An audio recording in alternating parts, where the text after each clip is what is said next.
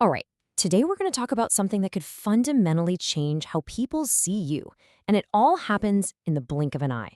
We're calling it the 200 millisecond authority shift.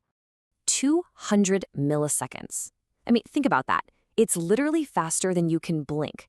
And yet, all the research on first impressions points to the same thing. That is all the time you get before someone's brain has already made a huge judgment call about your authority. So in that tiny little window of time, a decision gets made totally subconscious. Their brain is just firing off questions. Is this person a leader? Are they confident? Are they in control? So the real question for us is, how do you win that instant assessment? Well, that's exactly what we're going to break down today. Okay, so if we want to have any influence over this, we first have to understand the hardware that's running the show, right? And that's the human brain. We've got to look at the ancient, deep-seated wiring that's making these snap judgments. Look, this isn't some logical, high-level thinking going on.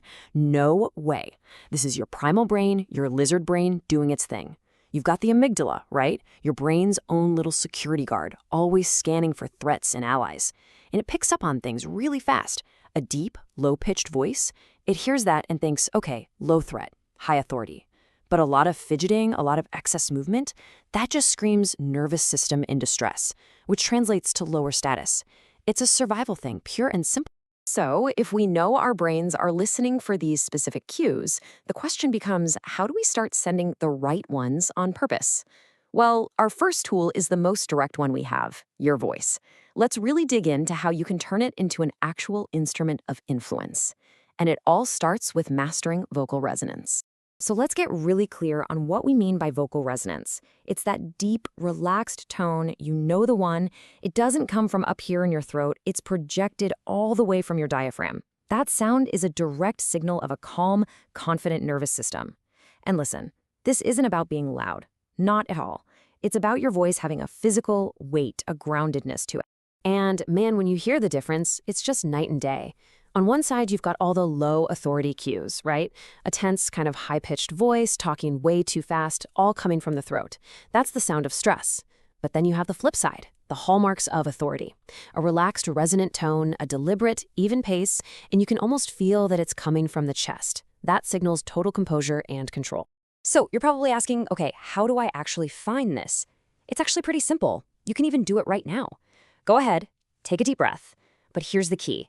Don't let your shoulders creep up. Feel your belly expand outwards. That's a diaphragmatic breath.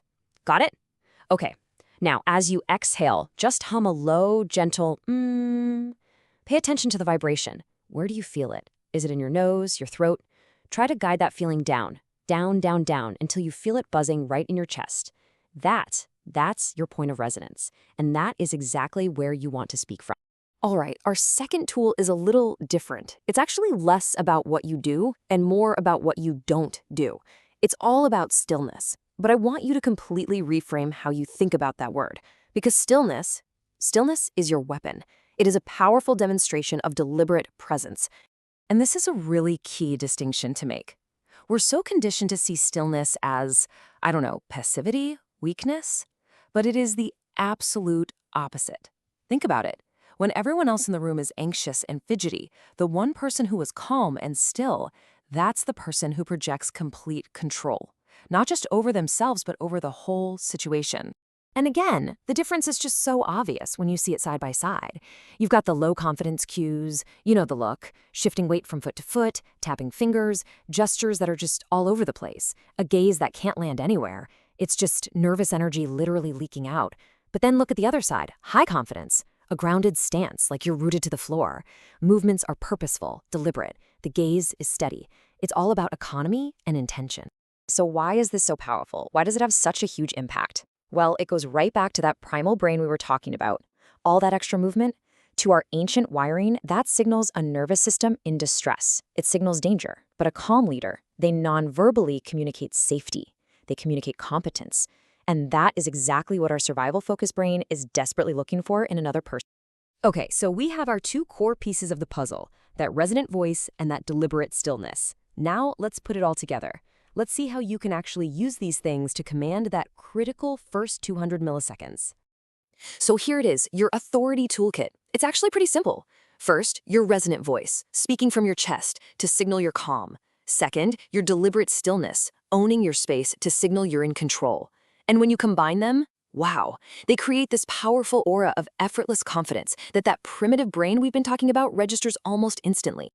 Honestly, if there's only one thing you take away from all this, I hope it's this. Authority isn't about what you say. It has almost nothing to do with your words, initially. It's what the other person's brain decides about you before you've even had a chance to speak. So the next time you walk into a big meeting or a negotiation or even just a party, remember, those 200 milliseconds are coming for you. That instant judgment, it's going to happen. It's inevitable. So the only real question left is, what will it say about you?